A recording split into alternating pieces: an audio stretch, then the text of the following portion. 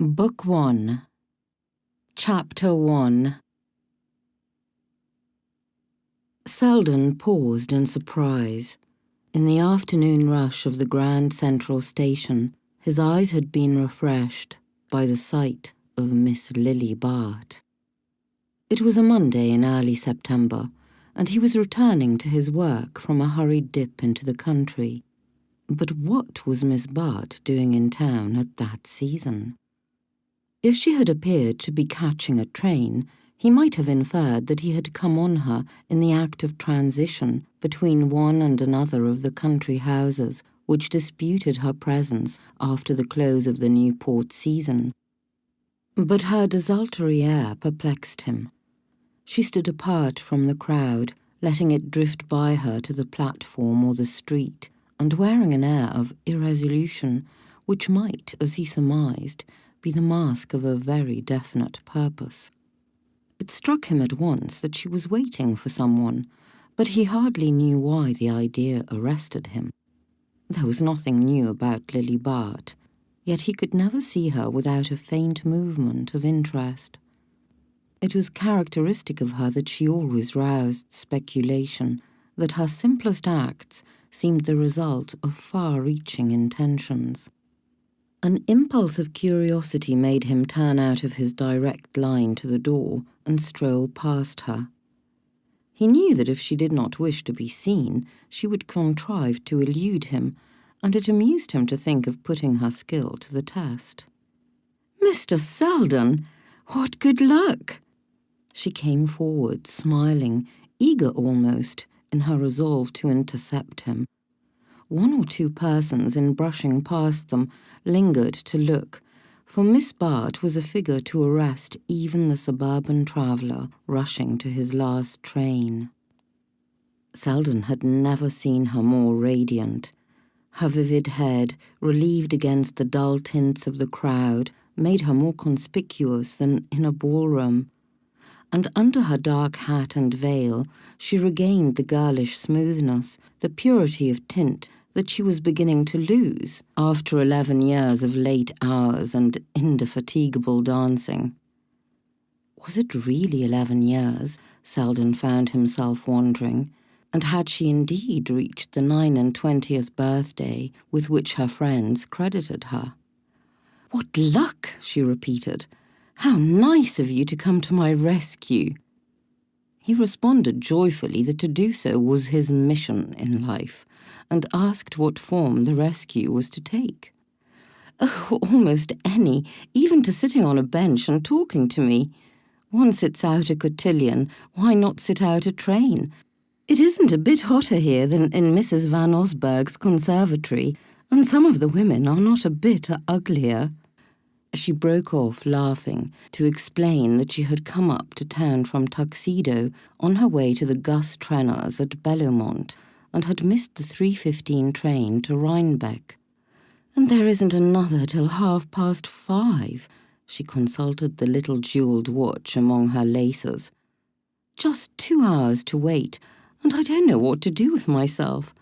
My maid came up this morning to do some shopping for me, and was to go on to Bellomont at 1 o'clock, and my aunt's house is closed, and I don't know a soul in town." She glanced plaintively about the station. "It is hotter than Mrs. Van Osburgh's after all. If you can spare the time, do take me somewhere for a breath of air." He declared himself entirely at her disposal. The adventure struck him as diverting. As a spectator, he had always enjoyed Lily Bart, and his course lay so far out of her orbit that it amused him to be drawn for a moment into the sudden intimacy which her proposal implied. "Shall we go over to Sherry's for a cup of tea?" She smiled assentingly and then made a slight grimace. "So many people come up to town on a Monday, one is sure to meet a lot of bores. I'm as old as the hills, of course, and it ought not to make any difference. But if I'm old enough, you're not," she objected gaily. "I'm dying for tea, but isn't there a quieter place?" He answered her smile, which rested on him vividly. Her discretion interested him almost as much as her imprudences. He was so sure that both were part of the same carefully elaborated plan. In judging Miss Bart, he had always made use of the argument from design. "The resources of New York are rather meagre," he said, "but I'll find a hansom first, and then we'll invent something." He led her through the throng of returning holiday-makers, past sallow-faced girls in preposterous hats and flat-chested women struggling with paper bundles and palm-leaf fans. Was it possible that she belonged to the same race? The dinginess, the crudity of this average section of womanhood made him feel how highly specialized she was. A rapid shower had cooled the air, and clouds still hung refreshingly over the moist street. "How delicious! Let us walk a little," she said, as they emerged from the station. They turned into Madison Avenue and began to stroll northward. As she moved beside him, with her long, light step, Selden was conscious of taking a luxurious pleasure in her nearness, in the modelling of her little ear, the crisp upward wave of her hair, was it ever so slightly brightened by art, and the thick planting of her straight black lashes. Everything about her was at once vigorous and exquisite, at once strong and fine. He had a confused sense that she must have cost a great deal to make, that a great many dull and ugly people must, in some mysterious way, have been sacrificed to produce her. He was aware that the qualities distinguishing her from the herd of her sex were chiefly external, as though a fine glaze of beauty and fastidiousness had been applied to vulgar clay. Yet the analogy left him unsatisfied, for a coarse texture will not take a high finish, and was it not possible that the material was fine, but that circumstance had fashioned it into a futile shape? As he reached this point in his speculations, the sun came out, and her lifted parasol cut off his enjoyment. A moment or two later, she paused with a sigh. "Oh dear, I'm so hot and thirsty, and what a hideous place New York is." She looked despairingly up and down the dreary thoroughfare. Other cities put on their best clothes in summer, but New York seems to sit in its shirt sleeves. Her eyes wandered down one of the side streets. "Someone has had the humanity to plant a few trees over there. Let us go into the shade." "I'm glad my street meets with your approval," said Selden as they turned the corner. "Your street? Do you live here?" She glanced with interest along the new brick and limestone house fronts, fantastically varied in obedience to the American craving for novelty, but fresh and inviting with their awnings and flower boxes. "Ah, yes, to be sure, the Benedict. What a nice-looking building. I don't think I've ever seen it before." She looked across at the flat house with its marble porch and pseudo-Georgian facade. "Which are your windows? Those with the awnings down?" "On the top floor, yes." "And that nice little balcony is yours? How cool it looks up there." He paused a moment. "Come up and see," he suggested. "I can give you a cup of tea in no time, and you won't meet any bores." Her colour deepened. She still had the art of blushing at the right time, but she took the suggestion as lightly as it was made. "Why not? It's too tempting. I'll take the risk," she declared. "Oh, I'm not dangerous," he said in the same key. In truth, he had never liked her as well as at that moment. He knew she had accepted without afterthought. He could never be a factor in her calculations, and there was a surprise, a refreshment almost, in the spontaneity of her consent. On the threshold, he paused a moment, feeling for his latchkey. "There's no one here, but I have a servant who is supposed to come in the mornings, and it's just possible he may have put out the tea things and provided some cake." He ushered her into a slip of a hall hung with old prints. She noticed the letters and notes heaped on the table among his gloves and sticks. Then she found herself in a small library, dark but cheerful, with its walls of books, a pleasantly faded turkey rug, a littered desk, and, as he had foretold, a tea tray on a low table near the window. A breeze had sprung up, swaying inward the muslin curtains, and bringing a fresh scent of mignonette and petunias from the flower box on the balcony. Lily sank with a sigh into one of the shabby leather chairs. How delicious to have a place like this all to oneself. What a miserable thing it is to be a woman. She leaned back in a luxury of discontent. Selden was rummaging in a cupboard for the cake. Even women, he said, have been known to enjoy the privileges of a flat. Oh, governesses or widows, but not girls, not poor, miserable, marriageable girls. I even know a girl who lives in a flat. She sat up in surprise. You do? I do, he assured her, emerging from the cupboard with the sought-for cake. Oh, I know. You mean Gertie Ferrish. She smiled a little unkindly.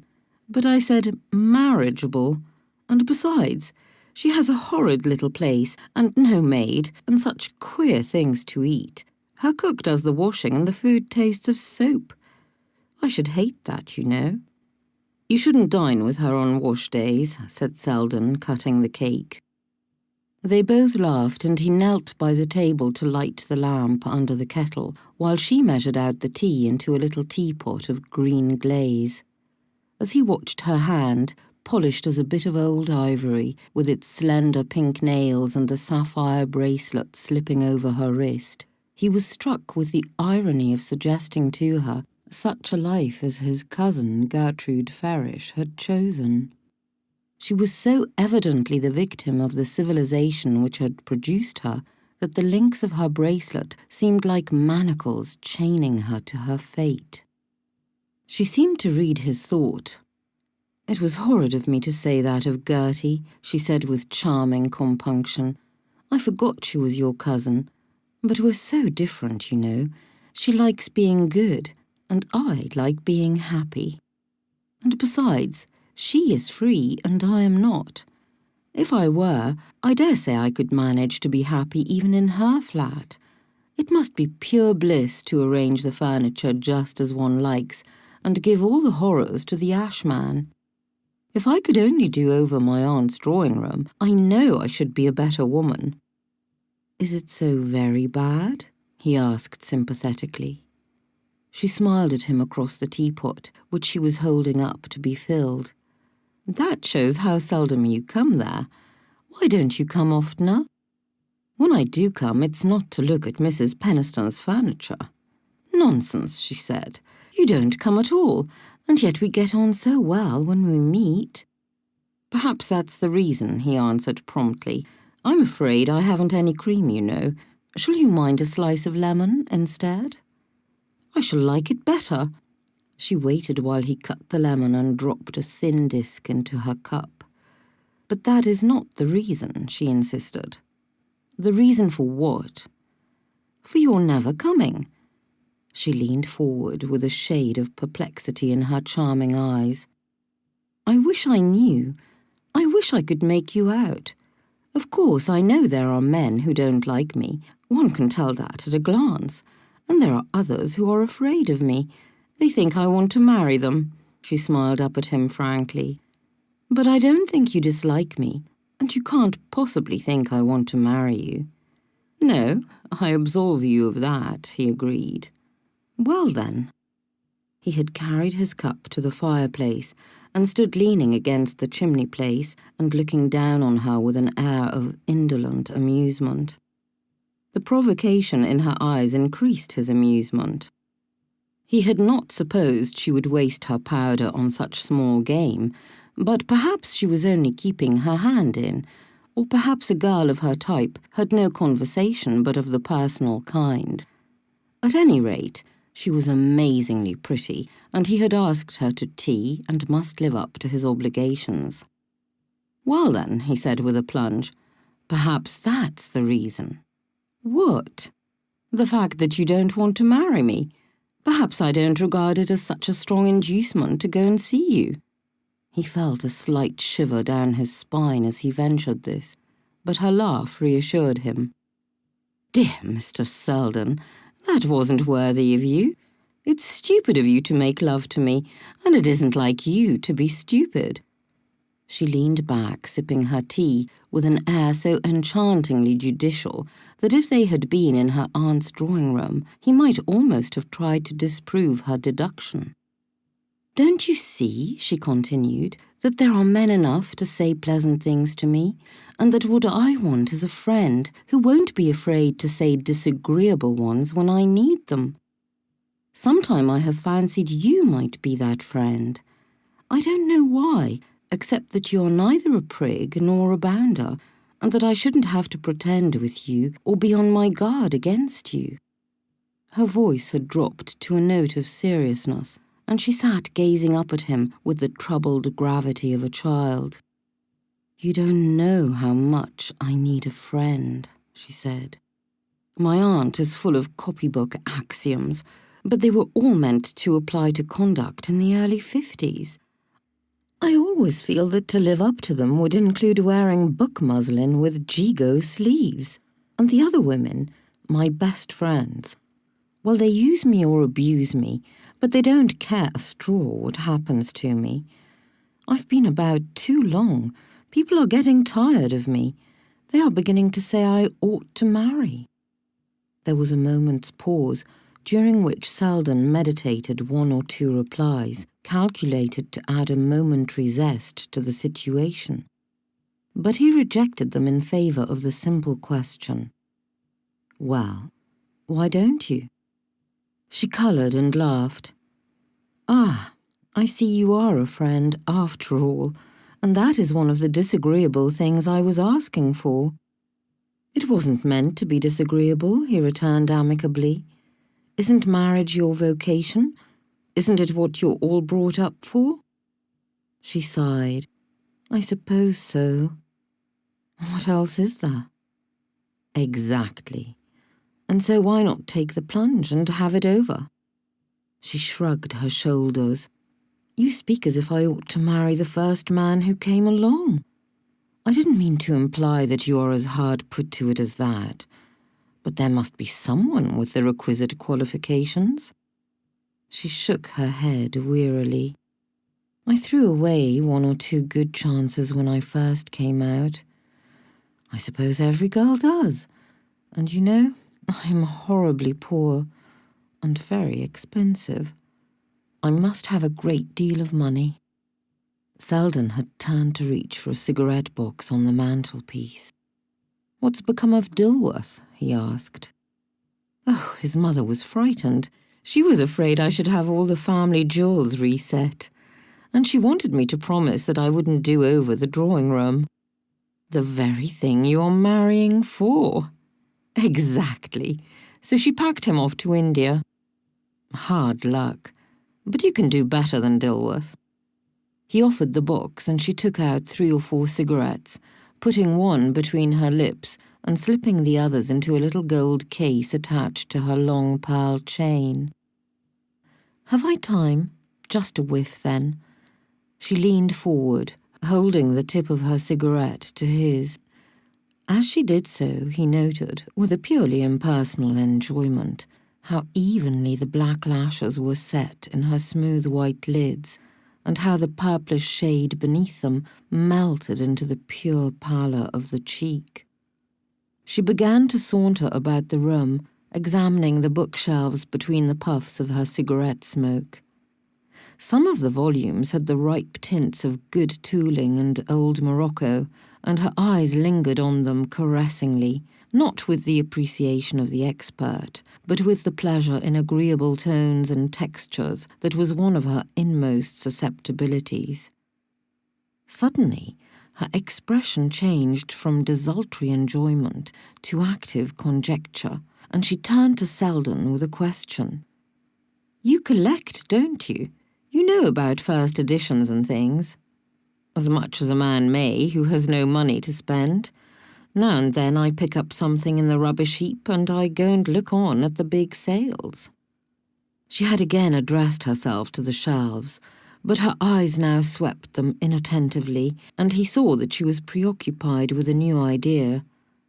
"And Americana? Do you collect Americana?" Selden stared and laughed. "No, that's rather out of my line. I'm not really a collector, you see. I simply like to have good editions of the books I am fond of." She made a slight grimace. "And Americana are horribly dull, I suppose." "I should fancy so, except to the historian. But your real collector values a thing for its rarity. I don't suppose the buyers of Americana sit up reading them all night. Old Jefferson Gryce certainly didn't." She was listening with keen attention. "And yet they fetch fabulous prices, don't they? It seems so odd to want to pay a lot for an ugly, badly printed book that one is never going to read. And I suppose most of the owners of Americana are not historians either." "No, very few of the historians can afford to buy them. They have to use those in the public libraries or in private collections. It seems to be the mere rarity that attracts the average collector." He had seated himself on an arm of the chair near which she was standing, and she continued to question him, asking which were the rarest volumes, whether the Jefferson Gryce collection was really considered the finest in the world, and what was the largest price ever fetched by a single volume. It was so pleasant to sit there looking up at her as she lifted now one book and then another from the shelves, fluttering the pages between her fingers, while her drooping profile was outlined against the warm background of old bindings, that he talked on without pausing to wonder at her sudden interest in so unsuggestive a subject. But he could never be long with her without trying to find a reason for what she was doing, and as she replaced his first edition of La Bruyère and turned away from the bookcase, he began to ask himself what she had been driving at. Her next question was not of a nature to enlighten him. She paused before him with a smile which seemed at once designed to admit him to her familiarity and to remind him of the restrictions it imposed. "Don't you ever mind," she asked suddenly, "not being rich enough to buy all the books you want?" He followed her glance about the room with its worn furniture and shabby walls. "Don't I just? Do you take me for a saint on a pillar? And having to work, do you mind that?" "Oh, the work itself is not so bad. I'm rather fond of the law." "No, but the being tied down, the routine. Don't you ever want to get away, to see new places and people?" "Horribly, especially when I see all my friends rushing to the steamer." She drew a sympathetic breath. "But do you mind enough to marry to get out of it?" Selden broke into a laugh. "God forbid," he declared. She rose with a sigh, tossing her cigarette into the grate. "Ah, there's the difference. A girl must, a man may, if he chooses." She surveyed him critically. "Your coat's a little shabby, but who cares? It doesn't keep people from asking you to dine. If I were shabby, no one would have me. A woman is asked out as much for her clothes as for herself. The clothes are the background, the frame, if you like. They don't make success, but they are part of it. Who wants a dingy woman? We are expected to be pretty and well-dressed till we drop. And if we can't keep it up alone, we have to go into partnership." Selden glanced at her with amusement. It was impossible, even with her lovely eyes imploring him, to take a sentimental view of her case. "Ah, well, there must be plenty of capital on the lookout for such an investment. Perhaps you'll meet your fate tonight at the Trenners'." She returned his look interrogatively. "I thought you might be going there. Oh, not in that capacity, but there are to be a lot of your set. Gwen Van Osberg, the Wetheralls, Lady Cressida Wraith, and the George Dorsets. She paused a moment before the last name and shot a query through her lashes, but he remained imperturbable. Mrs. Trenner asked me, but I can't get away till the end of the week, and those big parties bore me. And so they do me, she exclaimed. Then why go? It's part of the business, you forget. And besides, if I didn't, I should be playing bezique with my aunt at Richfield Springs.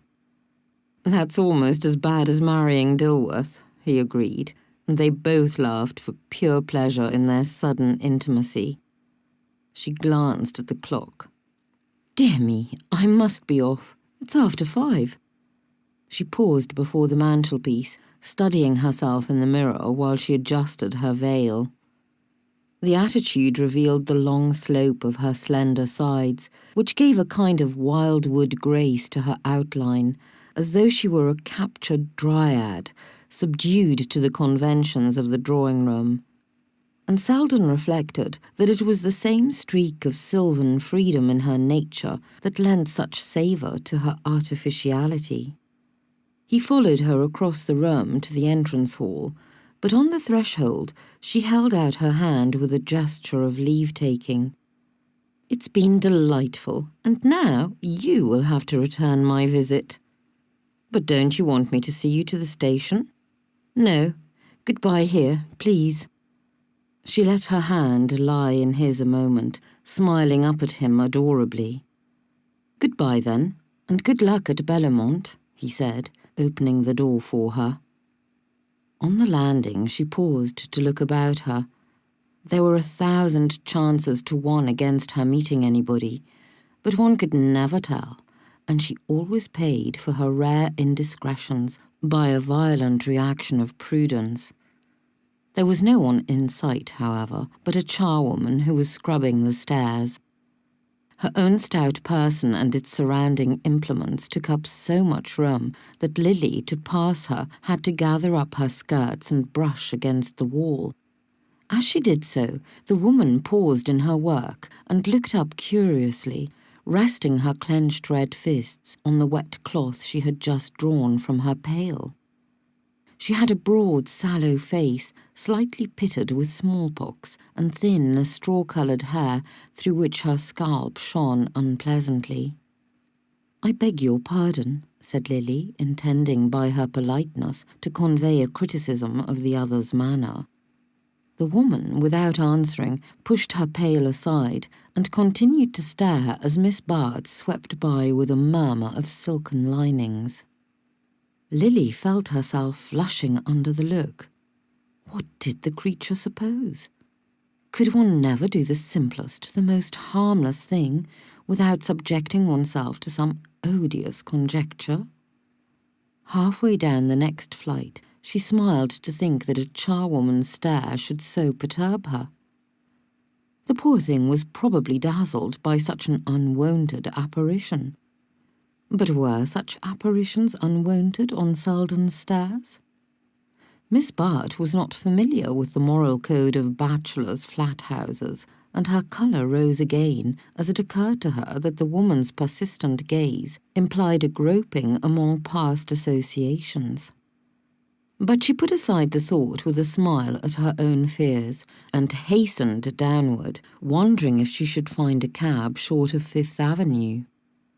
Under the Georgian porch, she paused again, scanning the street for a hansom. None was in sight, but as she reached the sidewalk, she ran against a small, glossy-looking man with a gardenia in his coat, who raised his hat with a surprised exclamation. "Miss Bart? Well, of all people. This is luck," he declared, and she caught a twinkle of amused curiosity between his screwed-up lids.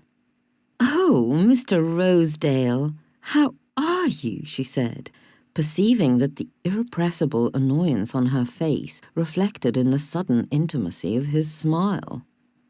Mr. Rosedale stood scanning her with interest and approval.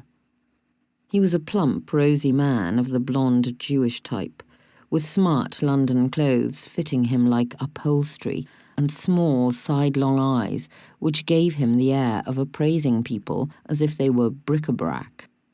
He glanced up interrogatively at the porch of the Benedick. "Been up to town for a little shopping, I suppose," he said in a tone which had the familiarity of a touch. Miss Barge shrank from it slightly, and then flung herself into precipitate explanations. "Yes, I came to see my dressmaker. I'm just on my way to catch the train to the Trenners." "Ah, your dressmaker. Just so," he said blandly. "I didn't know there were any dressmakers in the Benedick." "The Benedick?" She looked gently puzzled. "Is that the name of this building?" "Yes, that's the name. I believe it's an old word for bachelor, isn't it? I happen to own the building. That's the way I know." His smile deepened as he added with increasing assurance, "But you must let me take you to the station. The Trenners are at Bellamont, of course. You've barely time to catch the 5:40. The dressmaker kept you waiting, I suppose." Lily stiffened under the pleasantry. "Oh, thanks," she stammered, and at that moment her eye caught a hansom drifting down Madison Avenue, and she hailed it with a desperate gesture. "You're very kind, but I couldn't think of troubling you," she said, extending her hand to Mr. Rosedale, and, heedless of his protestations, she sprang into the rescuing vehicle and called out a breathless order to the driver.